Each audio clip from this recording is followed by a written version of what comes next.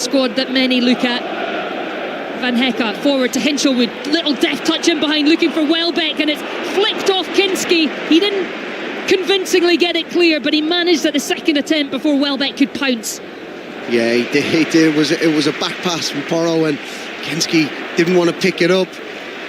It looked shaky at one point. There was a few nerves jangling around here. Paulinho wins the ball, but Gross is there to pick it up before he can get another foot on the touch, and Spurs launch it clear.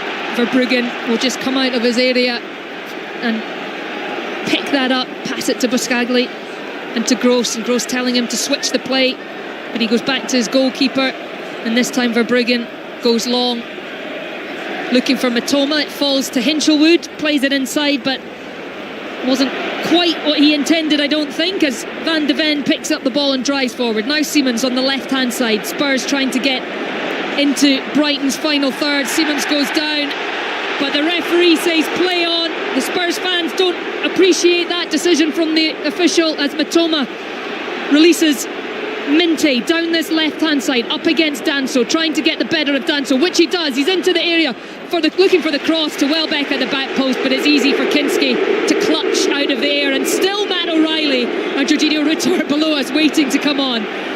Yeah, going back to that free kick, or the not free kick, the referee didn't give it for Simmons. I think the referee's right. Simmons just tried to leave his leg there. It wasn't a free kick. The referee said play on, but it was brilliant play from Minte over on this left hand side. He faced Danso up, and we see wingers that want to come inside all the time. Not Minte that time. He goes on the outside, and unfortunately from a Brighton point of view, he couldn't get a good cross into the box, but the individual duel that he took on, taking Danso on the outside, was really good. Well, we heard the update from Rob Schofield. Iceland 0, England 1. You can also listen to live commentary as Spurs come forward. Conor Gallagher picking it up, edge of the area, tries to just shift the ball, does well with his feet, but it's all the way out, and it's going to be a Brighton goal kick. Initially did well, just ran out of space. So there is full commentary of Iceland, England, the remaining. So all over on 5 Live Sports Extra on the BBC Sounds app, and it finished Albania 0, Wales 1 in their World Cup qualifier. Belgium against Scotland gets underway at 7:30. You can watch that game on the BBC iPlayer or BBC Sport online. Those two locked at the top of their group on 7 points. We just have a little break and play. Mitoma is down, needing some treatment, as De Zerbi pulls over Archie Gray to have a little chat with him, and we will probably get that Brighton substitution very shortly as well. Yeah, it looks like Mitoma's holding his hamstring, I think. That would be a real blow for Brighton. He's so important to the way that Brighton attack and play on that left-hand side. He hasn't started a huge number of games recently, but he is vital to them and the way that they play, and he did miss a chunk of the end of the year with a foot injury, so they would be disappointed to see him miss any more game time, as Rutter does come on, and Matt O'Reilly. Hinchelwood, one of the players to go off, and Danny Welbeck as well making way. So Rutter will be the man to lead the line for the remaining 15 minutes or so of this one. Yeah, we're seeing the third substitution here. Mitoma's coming off a hamstring.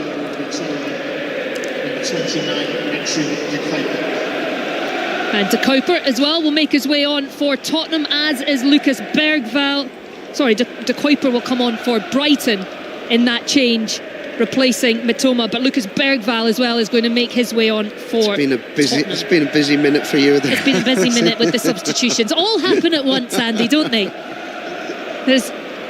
There's also so many players have been in and around that technical area during this little stoppage of play. It's difficult to see who's coming on and who's coming off. Jed Spence as well is going to come on. So first, Lucas Bergwijn will replace Conor Gallagher in midfield, and Jed Spence will also be coming on for Tottenham, and he will be replacing Destiny Udogie over on that left hand side. So Spence on for Udogie and Bergwijn on as well. De Kuyper replaces Mitoma for Brighton. Think we're up to date. You sure? I have no idea. And we're about to get back underway.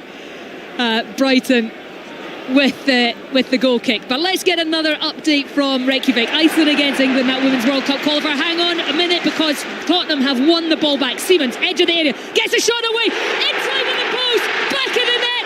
Tottenham are back in front. The substitutes are on the pitch. Xavi Siemens' shirt is off. He's racing towards the corner flag. He's into the crowd. What a moment for Xavi Siemens. Beautiful finish off the inside of the post and in. And Tottenham, the stadium has erupted. It is Tottenham 2, Brighton 1. Another incredible goal. Absolutely incredible goal. Comes from a turnover. Van Hecke takes too long in possession, turns it over, comes to Simmons, who cuts inside on his right foot, and he curls it into that top corner, in off the post. Incredible goal, and the place, like you've just said, erupted. You can see exactly what it means to everyone inside this stadium as Xavi Siemens just manages to get himself out of, I think he was about the 5 rows back in the stand there, engulfed by Spurs fans. He's found his shirt, he's able to put that back on, and the yellow card, of course, is out for the referee, but that was just sheer joy from Xavi Siemens. Yeah, absolutely incredible. He's got an assist in the first half, and now he's come up with an incredible goal. We've seen 2 fantastic goals this afternoon, 2 goals of the highest order. A boo from the crowd as Siemens gets his yellow card. They knew it was coming. Yeah, I think there was a new, because they've seen it on the big screen, and we're just seeing it at this angle from behind the goal. How he catches it brilliantly well. No chance for Verbruggen. Absolutely no chance. A second Premier League goal of the season for Xavi Siemens. His 5th in all competitions, but I'm not sure many of them will be more important than that one. It could be the catalyst to turn this entire season around for Tottenham.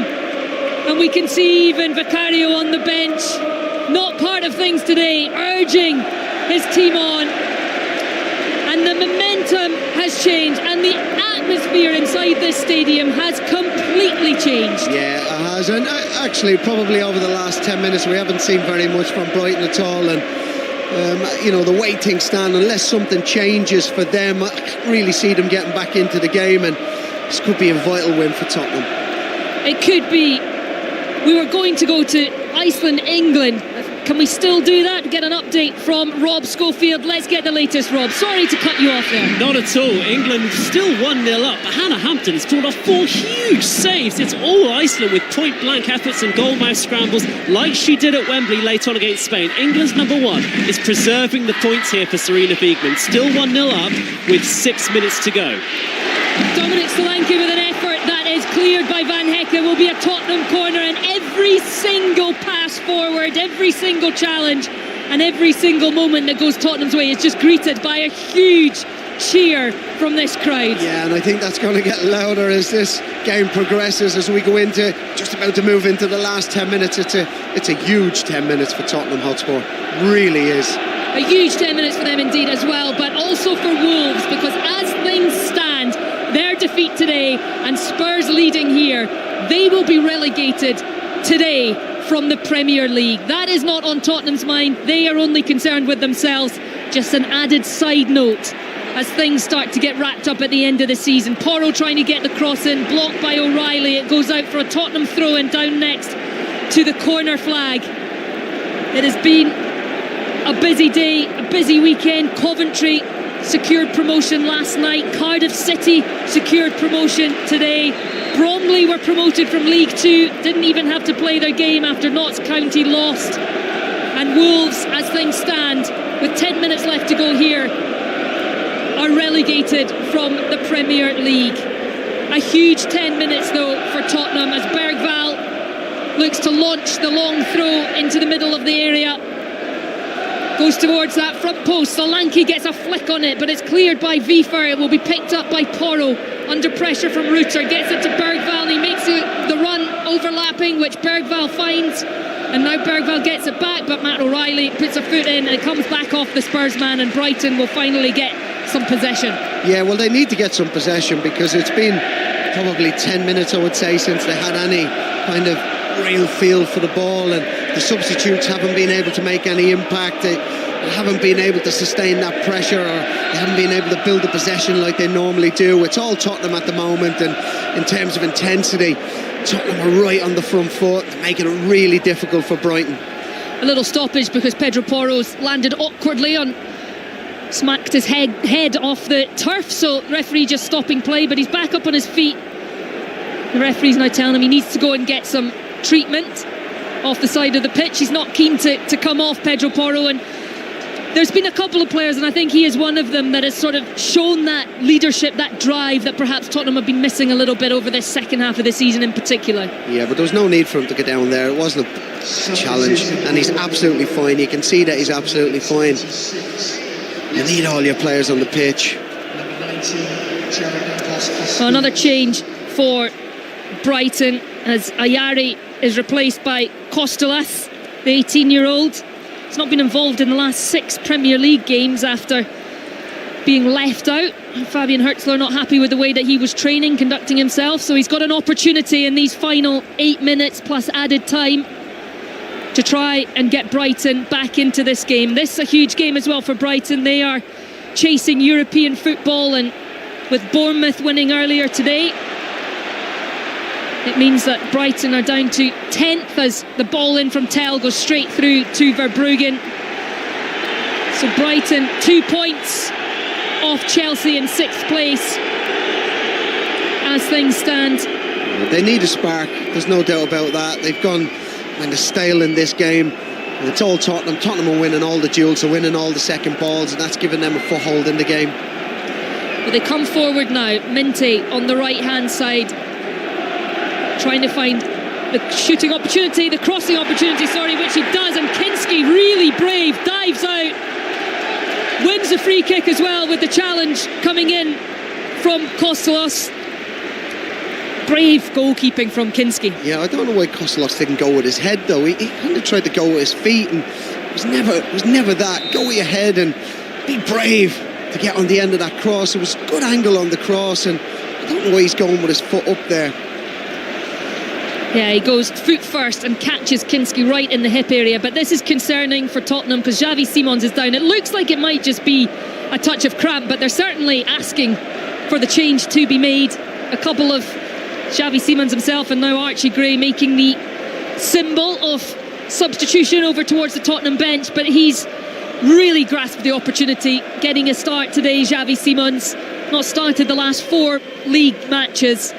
He's certainly taken that opportunity. Well, I think he has some impact, and he's got some technical ability. He gets in them pockets quite nicely. But I think what you really want to see from him is outcomes, and I think that's what's been lacking recently. But today he's come up with an assist, which was a really, really good weighted cross into the box for Porro, and then that goal that he's come up with probably 7 or 8 minutes ago was of the highest order. Really good, cut inside on his right foot, gives Verbruggen no chance, and that's what these Tottenham fans want to see, outcomes from these forward players. Well, he's been told to get on with things. He's been given some gels and some liquids, and he's back on his feet and take on some salts and fluids and try and get through these last 6 minutes of this match. He's had a huge part in what could be the turning point in Roberto De Zerbi's second match in charge, his first game here at the Tottenham Stadium. And he'll have felt the love and the support from the supporters as well, because it's easy to down tools right across the board when there is that frustration from the supporters with some of the ways that the club's been run and the performances on the pitch, but they've been behind them all afternoon today. The supporters have been brilliant. They've been absolutely fantastic today. Brighton coming forward, just a little dink inside Rutter, lovely touch to try and get away from Paulinia, but Spurs do well. It has fallen though to Van Hecke. Brighton still in possession. Minte, right edge of the penalty area, driving forward, gets the left-footed cross in, and there's a great header from Porro to deny the on-rushing De Kuiper what would have been a really good opportunity. Brave from Porro, but again it comes in from Brighton. This one high and long over the top of all those waiting around that 6-yard area, and it will be a Tottenham goal kick. And Pedro Porro once again putting his head in and with a brilliant clearance. Yeah, Tottenham have defended well there. It was a dangerous situation, and probably the first dangerous situation Brighton have had for quite a while, I suppose, and they've defended really well. There's a break in play here because Simmons, he can't put his foot down because he's got cramp in the calf, and it stems from a couple of minutes ago. They need to get him off. They need to make that change. It is such a painful thing, cramp. So painful, and you can see him. It's almost like his leg's gone rigid. Can they make? Have they made 5 subs? So they can't make another change, can they? No, they can't. They've made all their changes, Tottenham. So Xavi Simons is either going to have to find a way to play on. We've got 3 minutes remaining of the 90, plus whatever added time. And De Zerbi, he spent so much of the afternoon, early evening outside of his technical area, once again being told to get back in as he's trying to get instructions out to his team. And going down to 10 for these remaining few minutes would just add a little layer of nerves, but this stadium perhaps doesn't need to. Yeah, definitely. It's going to get nervy here. There's been plenty of stoppages in the second half, and this one's taken quite a while. We had the one a couple of minutes ago for Simmons as well. I would imagine we'd be looking at, I would say, over 7 minutes at least for injury time. So there's still quite a way to go in this game. There is indeed. Right, let's get an update from York City against Yeovil. Ross Heaton. 4 to play here. York 2, Yeovil 0. As it stands, the Minstermen staying top by 2 points, but with Rochdale also leading 1-0. The promotion champagne is staying on ice here. York 2, Yeovil 0. Well, York and Rochdale meet in the final game of the season next weekend. As things stand, that is going to be an absolute cracker. But here, for Tottenham, their focus has certainly been at the end of the table they don't want to be at, but this is a huge 3 points potentially for them. But it's also a 3 points that relegates Wolverhampton Wanderers this afternoon back down to the Championship.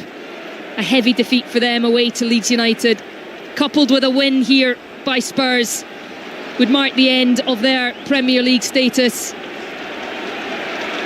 We've had a good effort trying to get some points on the board, and they have managed it. But Minty, left-footed cross to the back post, where it's met by Kadioglu, but he's not able to really direct it anywhere. Now it's picked up on this left-hand side again. It is Minty again with a cross. This one cleared though before it can get to Matt O'Reilly. Gross picks up the loose ball. Now it's Boscagli. Brighton beginning to put the pressure on in these closing minutes. Yeah, you can feel the pressure building, you can feel the tension growing. Brighton are knocking the ball about now. They're sustaining the attacks, but they're dominating territory as well. So this Tottenham team are backed into their own box. Cross comes in again headed clear by Danso. Simons picks up. He's got very little left in the legs, but he does really well to hold on to the ball and to release Tell just on the halfway line, trying to fend off Pascal Gross, which he does, and manages to get the ball inside to Palini. And now it's to Van de Ven, now Archie Gray, and there's space now for Tottenham to drive forward. Really good spell of play under real pressure from the Brighton players from Tottenham, just to keep a hold of possession. And now Danso goes back to Kinski.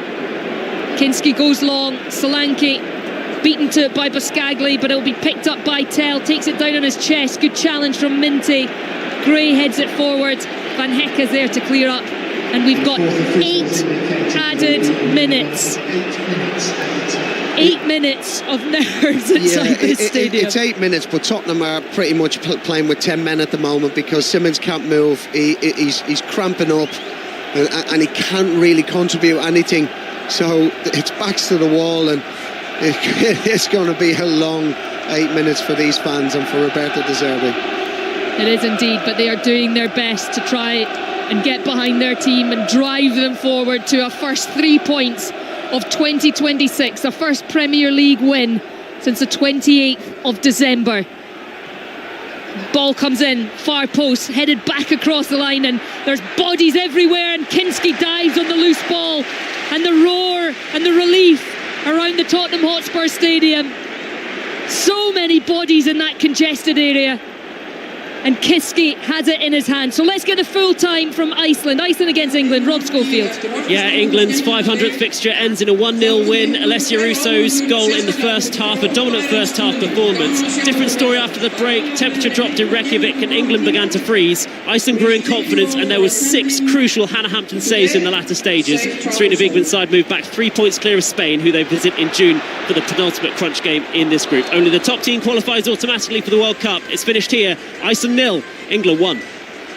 So England getting the job done out in Iceland. There's been a goal in the match between York City and Yeovil. Ross Heaton. It's still York 2, Yeovil 0, but the York fans celebrating here with news of an equaliser against Rochdale. We're in stoppage time, but as it stands, the Minster men are going up. York 2, Yeovil 0. Well, there had been a goal, and it was a very big goal, just not at that stadium. So York City look like they are going to be promoted back to the EFL this afternoon. Spurs had a little opportunity there, but the offside flag was raised. Really good work from Solanke though, but now the ball comes in. Van Hecke up against Kinski. Kinski grabs it at the second attempt. May well have got the free kick had he not. Van Hecke barging into him as he tried to pluck that one out of there, and he gets a huge round of applause from Vicario in amongst the players not available tonight. Yeah, it's a bit desperate from Brighton, really. There's no real control in the play. It's just a lump ball into the box, and what they need to do, there's still plenty of time in this game, they need to knock the ball about. They need to try and find them gaps between the units. They need to have that good incisive play in and around the box. Tottenham 2, Brighton 1. We've played 2.5 minutes of the added 8 at the end of this 90 minutes as Tottenham Hotspur look to get a first win under Roberto De Zerbi against his former club. Minty, ball across, looking for Ruta. It's gone to the back post, and it's hit the side netting, and I think a few supporters gasped, thinking that effort from Kadioglu had found the back of the net. It was the side netting, and Tottenham survived. Yeah, everybody on this side of the stadium thought that was in. There's a hush gone around the stadium, people taking deep breaths, but it just dropped the wrong side, and Kadioglu should have done better. There was a flick on, and it's come to the back post, and he side-footed it. It's hit the outside netting, but he should have done better. Huge opportunity for Brighton, with still time to play of the added on 8 minutes. Kinski goes long, but it's won by Buscagli. Now Tell picks up good feet to get past the first challenge, but in came Buscagli to win it at the second attempt. So Brighton, Viefert down that right hand side, but there's a big tussle between Kadioglu and Spence comes away with it, but Verbruggen out to just clear it before Spence could do any damage with it in that final third. Now it's Gross to this left hand side. Minty lays it off to Wiefer over the top, looking for the run of Minty.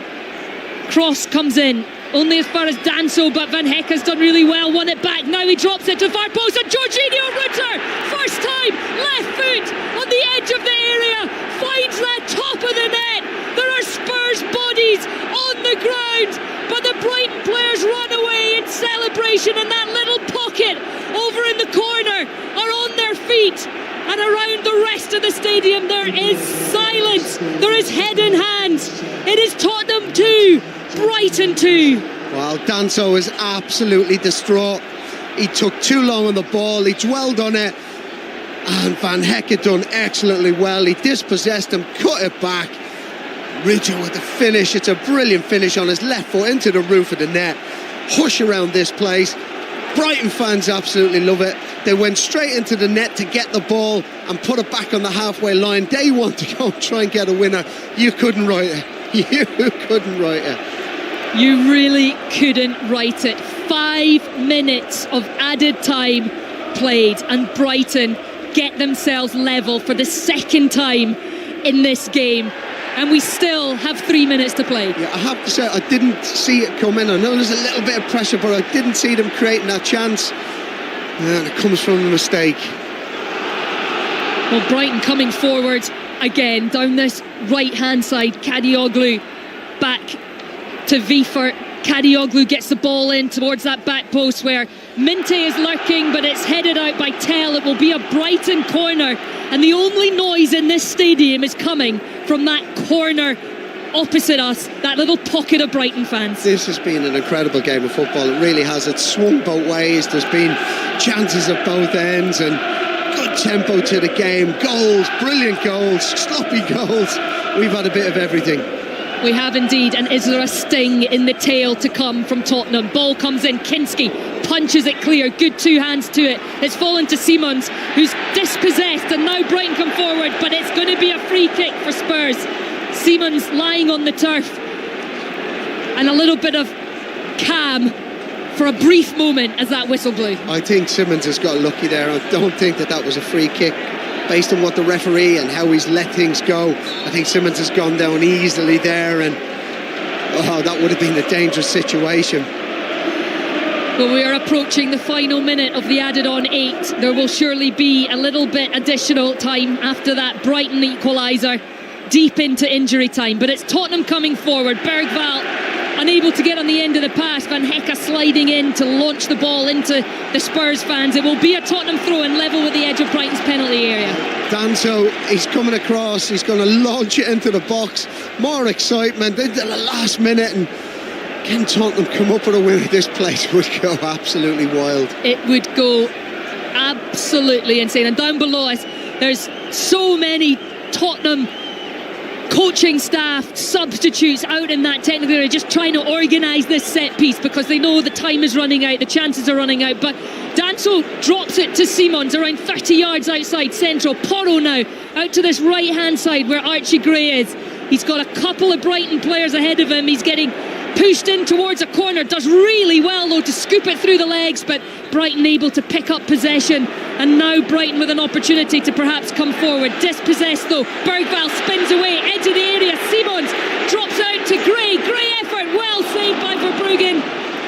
It was a little bit hot potato, the ball there, as Tottenham tried to create the opportunity, and when it did come it was soft and Verbruggen was able to get down and stop it. Yeah, Archie Gray couldn't get the purchase on it, couldn't get enough of a connection to really trouble Verbruggen's goal.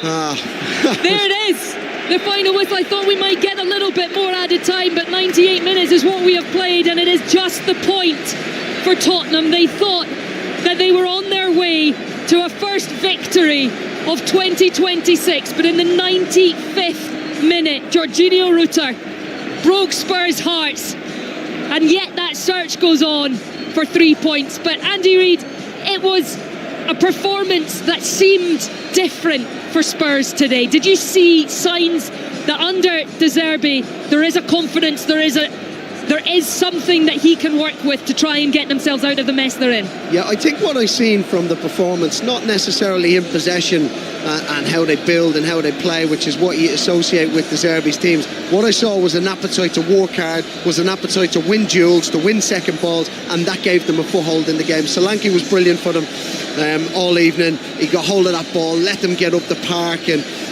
so I've seen some fight in them, which is what these fans have been questioning. Does this team have it? And they showed that this evening. Couple of brilliant goals. I mean, it was a pulsating game of football. It really was. It was end to end, loads of transitions. We've seen some brilliant goals. We've seen mistakes. I had a bit of everything. The excitement. I mean, we're breathless at the end. It was a fantastic game of football. For a neutral to sit here and watch it, it was incredible. It's finished as it finished when they met earlier this season at the Amex, 2 apiece. Pedro Porro got Spurs on their way. A lovely little ball in from Xavi Simons that he headed past Verbruggen, and then right before the break, Kaoru Mitoma with an unbelievable finish, first time from a tight angle, left-footed into the top corner. That got things level, but Spurs came out second half and they got themselves ahead. Xavi Simons, another beautiful finish with the right foot, curling it off the inside of the post and into the net. And then, just as we thought perhaps Spurs had done enough, Jorginho Rutter, first time finish from the pullback, beyond Kinski. Absolutely nothing that Kinski could do about that effort. Great finish from Rutter. And it's finished 2 apiece. And when you look at the table, Andy, Tottenham, they are still in that relegation zone in 18th place. They're a point behind West Ham and 2 points behind Nottingham Forest. Both of those teams have to play this weekend, and sometimes in these positions it can be a benefit to go first rather than to go second, but it's only a benefit if you win. Yeah, only a benefit if you win. Look, I suppose would Tottenham have taken a point before the game? I don't know. I don't think they would have accepted that. But more disappointingly for Tottenham, the position that they got themselves into, going a goal up so late in the game, they'll be absolutely devastated. They really will. And now they have to sit nervously.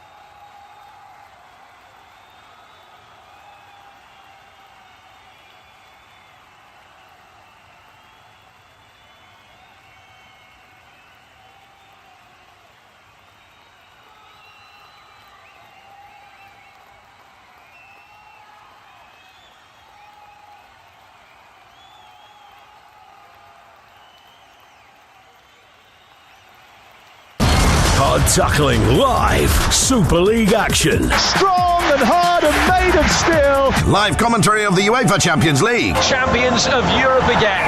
Live Aviva Premiership Rugby. They must surely score.